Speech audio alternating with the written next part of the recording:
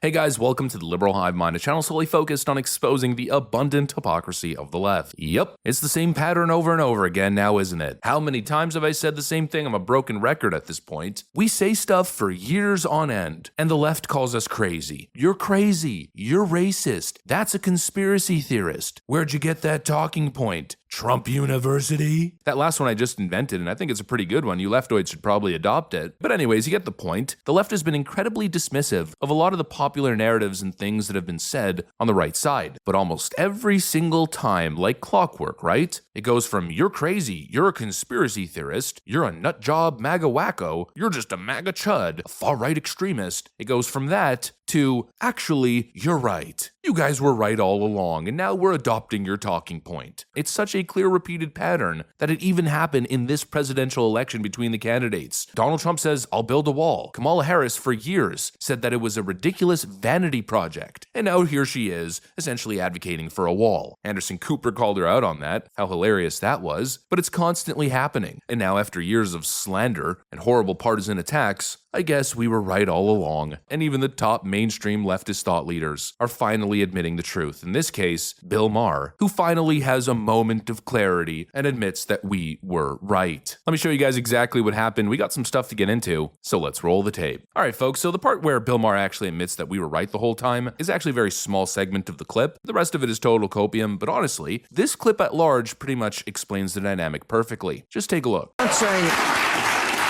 I'm not saying you don't have a point. I'm just saying it's hard for people to understand why that, which is not democracy, that's the border issue. And you're right, they f***ed it up. That, with like the things he's been saying, and all the people in his administration who said he's a fascist, he wants to be a fascist, he talks like a fascist, his friends are all dictators. I don't care about that at all. Not at all. Because? January 6th was not good. Wait, why don't you care about that at all? Because they've been saying that about Trump for years. They've been saying that about Republican candidates for years. It has like a long storied history. If you are at all center or center right, you are used to having your candidate of choice completely demonized, whether it's the F word, the R word, the misogynist word. They tried to tell us Mitt Romney was a raging sexist because of binders full of women. They tried to tell us John McCain was a raging racist, notwithstanding the fact that he had adopted a daughter from Bangladesh. They've been doing this for every Republican. They get to Trump, and we no longer are listening to them. Trump has incendiary rhetoric, there's no question, but we have 4 years to judge him by, and the country was going pretty well when Trump was in there, unlike the 4 years we've had under these two. Well, I mean, I could argue with that too. Actually, if Trump had this economy, and I could go through all the stats, the stock market is through the roof, wages are up. Not as high as it was under Trump. Well, first of all, Trump inherited somebody else's economy. That's what Barack Obama would like us to do. Well, it's true. Okay. It's really on day one, everything changed. So just walk me through it. So Trump has Obama to thank for his economy, but Biden can't thank Trump for anything. Okay. Let's get off this. Because it's not what I really want to get to. Finally, some common sense, right? At least to a certain extent for the first 10 seconds of the video. After years of pushback, Bill Maher finally admits that this administration, the Biden-Harris administration, or probably the Harris-Biden administration, I think you could argue at this point, that they effed up the border. Why has this been so difficult to acknowledge? I mean, Kamala Harris still to this day refuses to take responsibility. Buck is supposed to stop with her, right? But nope, it's been, 4 years of border catastrophe, I'd call it, a humanitarian crisis of epic proportions, and yet what did we hear throughout all the years? Quote, the border is secure. It is my testimony that the border is secure. The president have worked very hard to implement a strategy when it comes to the border that is humane, safe, and has orderly enforcement. Things are going at the border, sir. Much better than you all expected. We have a secure border in that is a priority for any nation, including ours and our administration. One of our highest priorities is to ensure that we have a secure border.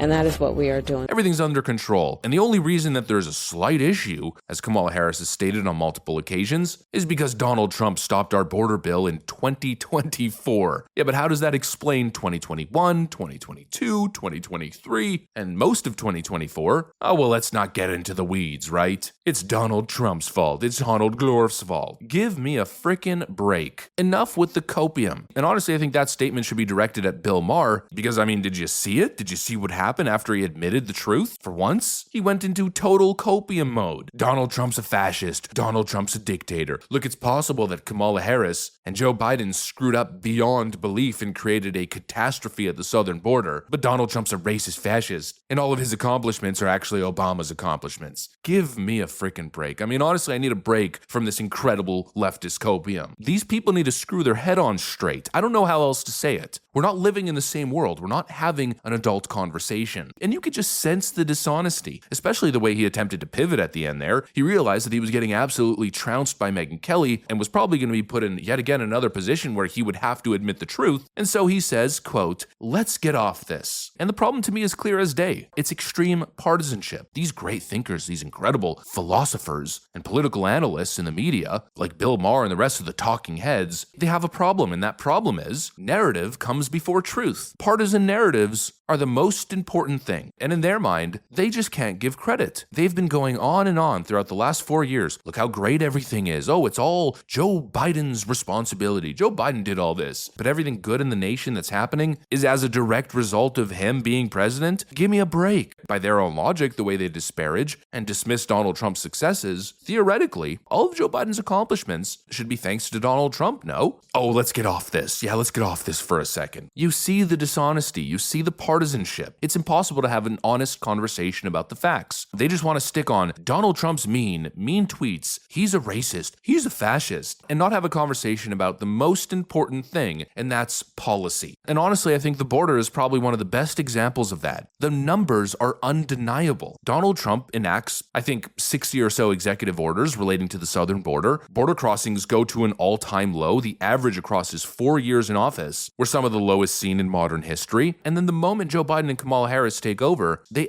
rescind all of his executive orders, and then you get a border crisis. But of course, instead of acknowledging that, instead of acknowledging the clear elephant in the room, the truth, what do? In the midst of an election season, they attempt to pass a bogus border bill that would do nothing except for expand this clearly being abused asylum system, more funding for Border Patrol. Oh, Border Patrol supports the bill. Yeah, no wonder you're promising them billions of dollars. Then, of course, Republicans vote against it, and then they blame it on Donald Trump. Oh, there goes the fascist again, meddling in our politics for his own personal gain. Give me a break. And then, of course, it's instantly highlighted, and it shows you how the Democrats only act politically as they choose finally, with a couple months to go ahead of election cycle, to start enforcing the law. And border crossings go to an all-time low. In other words, they never needed the border bill to begin with. They could have had the southern border in control at any point in time. They just chose not to the detriment of the people, to the nation, as once again they play politics with people's lives. It's time to wake up, folks. These are not honest people. These are ideologically motivated extreme partisans. And at least my perspective, my thought process is, you have one side that wants to have honest conversations about issues, wants to isolate the core component of these issues and find solutions, and you have another side that just wants to play partisan politics. They just want labels. Oh, we're not going to secure the border because our opponent is a racist. And that's the only shtick that they have to try to get elected. It's complete nonsense. And again, the left pretends as if they have a monopoly on compassion, but their policies are ruining people's lives, and they refuse to accept it. Rather, they purposely ignore it. They shove it under the rug and pretend like it's not happening, or like it doesn't exist, or like it's just a racist conspiracy theory coming from the right. But then, of course, many of them are stuck actually admitting the truth in the end. And actually, funnily enough, might as well mention this story, because it's pretty much the exact same thing. Here's an issue that Republicans have been mentioning for a very long time. This whole idea that mass uncontrollable illegal immigration, and even out of control mass legal immigration, the whole notion that it's bad policy and hurts those at the bottom of the economic scale, they've said that's preposterous for years. We've been saying, hey, it hurts black people in particular in inner city communities. And they've said, you're crazy, you're a racist. Donald Trump, what was it, like a month ago, described this as black jobs being affected. And what did the left do? Instead of talking about the context at hand, they just isolated that one thing that he said that was probably not perfectly phrased within the context of political correctness, quote, black jobs, but he was right. And now here is Kamala Harris's Marxist professor father issuing the exact same warning against mass immigration, that it's a, quote, serious problem for blacks. Donald Trump's a racist when he says it, but Kamala Harris's emeritus professor at Stanford University father, when he says it, it's true in just proper economic analysis. Give me a break. People are fed up with the partisan nonsense. They're fed up with the dishonesty and the slanderous attacks and labeling. I'm just going to try to distill it in its most simplest form here. It's obvious one side wants to have an honest conversation about the issues, and the other side just wants to play petty politics. At least, that's my perception. Anyways, that's pretty much what I got for you guys on this one. Hopefully you enjoyed the video. If you did, make sure to leave a like and possibly subscribe. Thanks for watching, and I'll see you on the next one.